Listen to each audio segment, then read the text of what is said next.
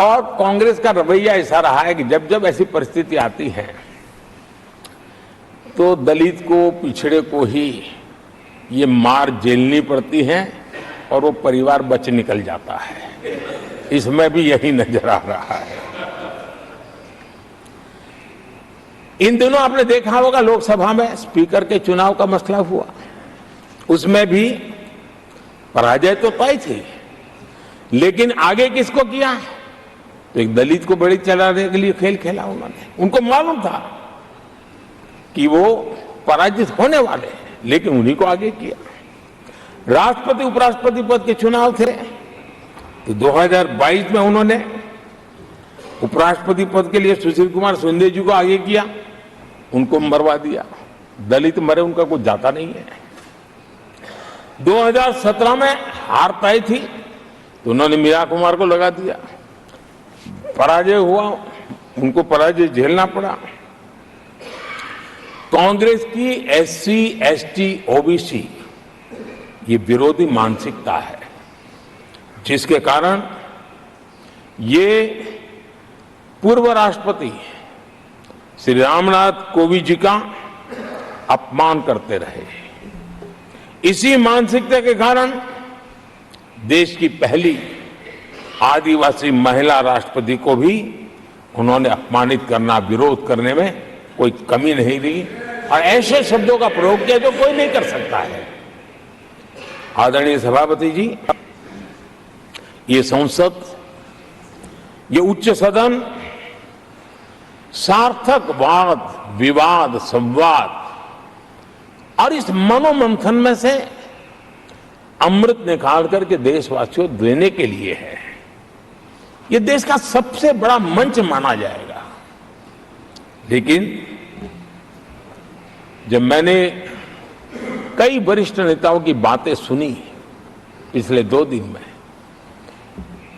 सिर्फ मुझे ही नहीं पूरे देश को निराशा हुई है। यहां कहा गया कि ये देश के इतिहास का पहला चुनाव था जिसका मुद्दा संविधान की रक्षा था। मैं जरा उन्हें याद कराना चाहता हूं,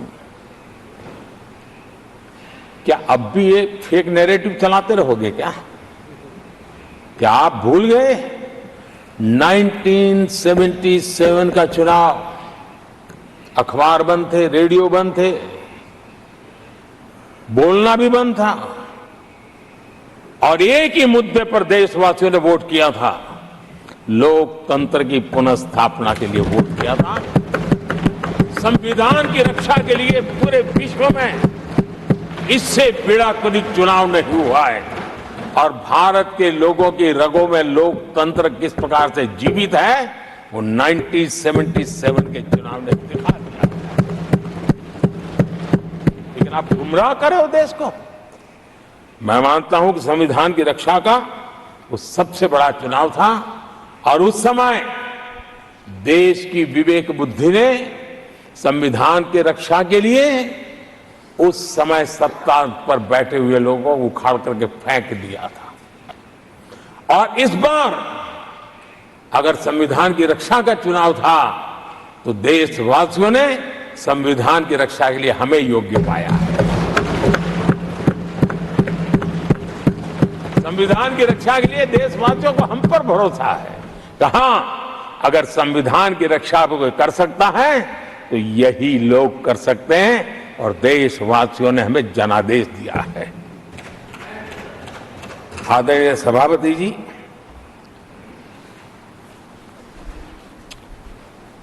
जब खड़गे जी ऐसी बातें बोलते हैं तो जरा पीड़ादायक लगता है, क्योंकि इमरजेंसी के दौरान संविधान पर जो जुल्म हुआ, जो बुलडोजर चलाया गया संविधान के ऊपर, लोकतंत्र की धज्जियां उड़ा दी गई, तब उसी दल के महत्वपूर्ण नेता के रूप में उनके साक्षी है, फिर भी सदन को गुमराह कर रहे हैं।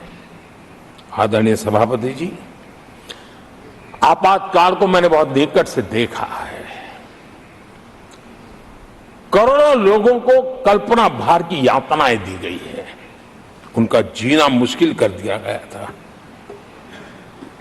और जो संसद के अंदर होता था वो तो रिकॉर्ड पर है। भारत के संविधान की बातें करने वालों को मैं पूछता हूं, जब आपने लोकसभा को 7 साल चलाया था, लोकसभा का कार्यकाल 5 साल है, वो कौन सा संविधान था जिसको लेकर के आपने 7 साल तक सत्ता की मौज ली और लोगों पर जुल्म करते रहे? और आप संविधान हमें सिखाते हो? आदरणीय सभापति जी,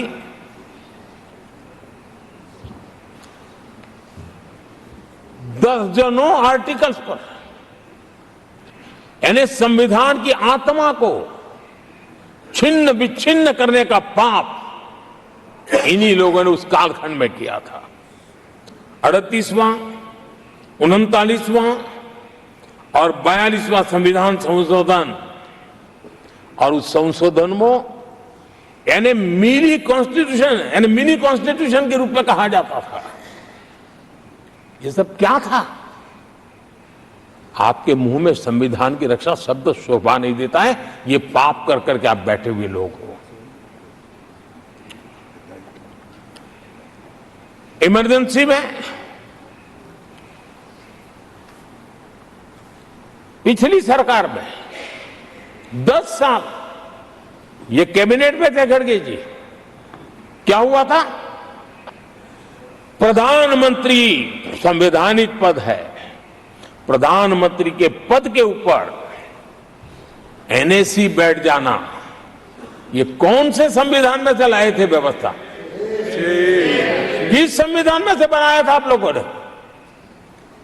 आपने देश के प्रधानमंत्री पद की गरिमा को चकनाचूर कर दिया था और रिमोट पायलट बनकर के आप उसके माथे पर बैठ गए थे। कौन सा संविधान आपको अनुमति देता है? आदरणीय सभापति जी, जरा ये बताएं हमको, वो कौन सा संविधान है जो एक सांसद को कैबिनेट के निर्णय को सार्वजनिक रूप से फाड़ देने का हक दे देता है? वो कौन सा संविधान था? किस हैसियत से बना गया था? आदरणीय सभापति जी, हमारे देश में लिखित रूप में प्रोटोकॉल की व्यवस्था है। राष्ट्रपति, उपराष्ट्रपति, प्रधानमंत्री, स्पीकर सब कैसे कहां होते हैं? कोई मुझे बताएं कि संविधान की मर्यादाओं को तार तार करके प्रोटोकॉल में एक परिवार को प्राथमिकता कैसे दी जाती थी? कौन सा संविधान था? संवैधानिक पदों पर बैठे हुए लोगों बाद में, एक परिवार के लोग पहले। कौन सा संविधान की मर्यादा रखी थी आपने? और आज संविधान की बातें करते हैं, संविधान लहराते हैं, जय संविधान कहते हैं। अरे आप लोग तो India is Indira, Indira is India के नारे लगा करके जिए हो। आपको संविधान की कोई आदर भाव कभी व्यक्त कर नहीं पाए हो। आदरणीय सभापति जी, मैं बहुत गंभीरता से कह रहा हूं कि देश में कांग्रेस संविधान की सबसे बड़ी विरोधी है। उसके जहन में